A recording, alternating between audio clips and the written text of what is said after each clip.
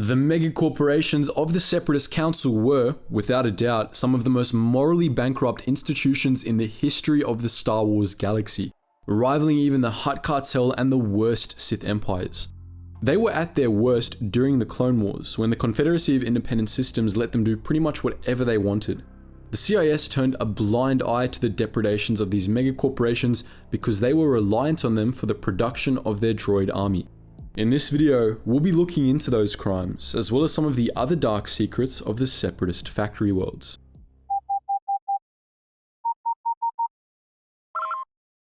Attention, Sergeant on deck!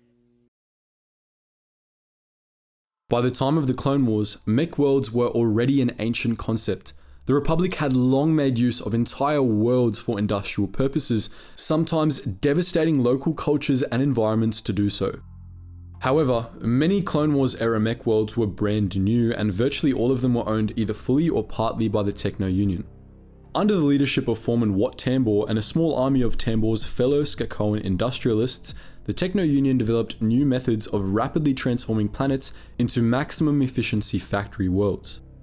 While the mech worlds of old, like the droid planet M478, were built up over hundreds of years through a slow process of cannibalizing a planet's resources, the Techno Union sped that process up tenfold, rapidly stripping planets of their natural resources and turning them into massive, atmosphere-choking factories.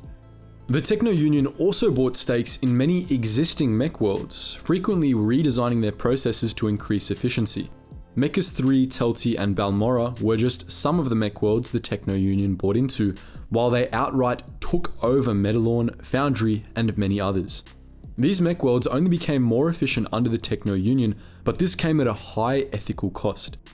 The Techno Union cared solely about profit margins and was perfectly willing to sacrifice laborers and entire planetary ecosystems in their quest for wealth.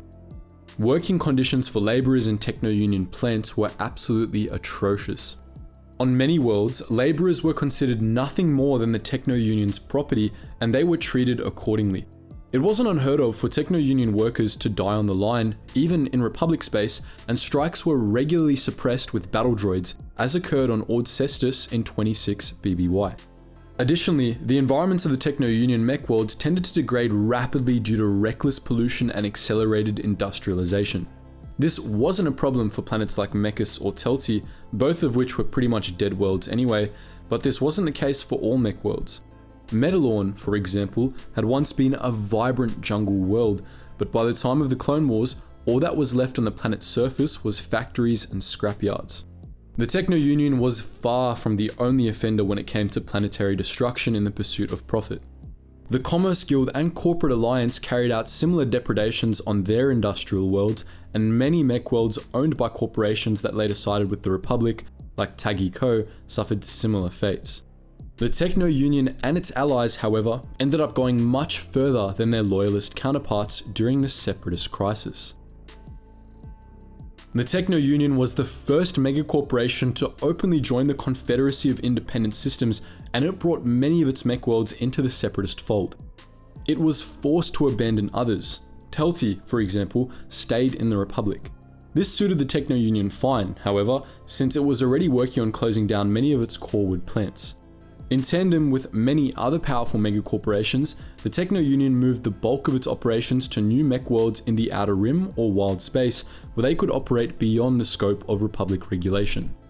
The most well-known of these Outer Rim mech worlds was Geonosis, a Techno Union client that had operated as a factory planet for millennia. The Geonosians themselves opened up many new mech worlds during the Separatist crisis, with the most notable ones including Hypori and Olanet. Other new Techno Union mech worlds included Seleucami, Mustafa, and a series of moons and space stations orbiting the gas giant Siskine. As a result of corporate influence, broad corridors of industrial worlds in the Outer Rim seceded from the Republic. The most well-known of these stretched from Medalorn out to the Tyon Cluster, a region known as the Foundry of the Confederacy, but there were many other pockets of new mech worlds scattered all over the Outer Rim. During the Separatist crisis, these mech worlds built up the CIS droid army, and when the Clone Wars broke out, they became stronghold worlds for the Confederacy. The Separatists' vast array of factory worlds were almost completely converted to the production of assets for the CIS military during the Clone Wars. Virtually every component in the droid army and Confederate Navy, from every blaster and battle droid to every tank and warship, was produced on a mech world. Factories on Olanet, Hypori, and countless other worlds churned out armies of battle droids day and night, literally assembling the largest army the galaxy had ever seen. Corporate-owned shipyards on Pement and Minterwing gathered a massive fleet 4 times the size than that of the Republic's. The Confederacy pushed its industrial base to its limits in a bid to win the Clone Wars. This was most unfortunate for the populations of those industrial worlds, particularly the workers employed at the foundries. Many droid factories were taken over by Geonosian drones during the Clone Wars, but those that weren't still had to take on more laborers to fulfill their quotas. Some Separatist worlds stooped to the point of recruiting children to work in their droid factories, something the government of the CIS tacitly encouraged. Across the board, working conditions worsened, becoming no better than slavery. When these factory worlds came under attack, the Confederacy went to great lengths to defend the machinery, but rarely put in any effort to safeguard the lives of the workers there. To the Separatist Council, they were expendable. Mind you, all of this wasn't enough to guarantee a Separatist victory in the Clone Wars. The Republic actually had a more robust industrial base than the CIS did. It simply harnessed it much slower than the Confederacy. Once Loyalist industry kicked into high gear, the Separatists lost ground on a number of fronts. Many of its mech worlds fell to Republic forces, Medalorn and Ord Cestus among them. Others had fallen earlier in the war, with the most notable being Geonosis. By 20 BBY, the Confederacy's industrial base was being steadily whittled away. In desperation, the Confederacy set up new mech worlds, using rapid industrialization techniques pioneered by the Techno Union. Planets like Zagobah were conquered by the Separatists and became host to new droid factories which conscripted civilian workers and devastated local ecosystems. On Gentes and Zadja, the Confederacy transplanted Geonosians to build new factory hives, often destroying local settlements in the process.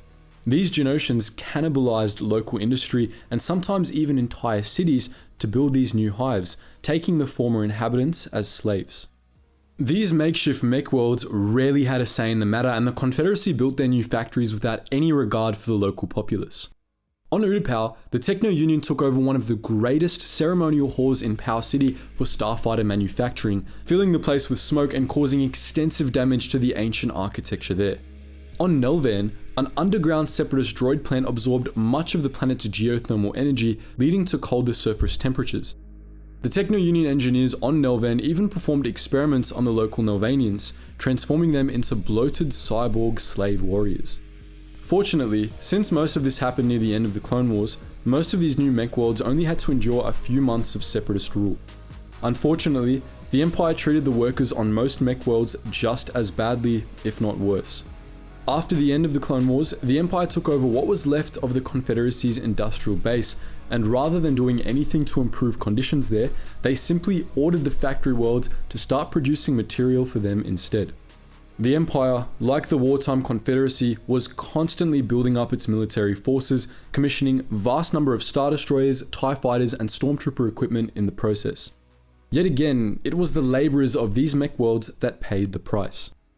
Governments may have changed, but so long as the war machine kept going, the fate of mech world workers remained pretty much the same. But what do you think? Does this topic interest you? What mech worlds would you like to see featured in future videos? Thanks for watching, and let us know all that in the comment section below.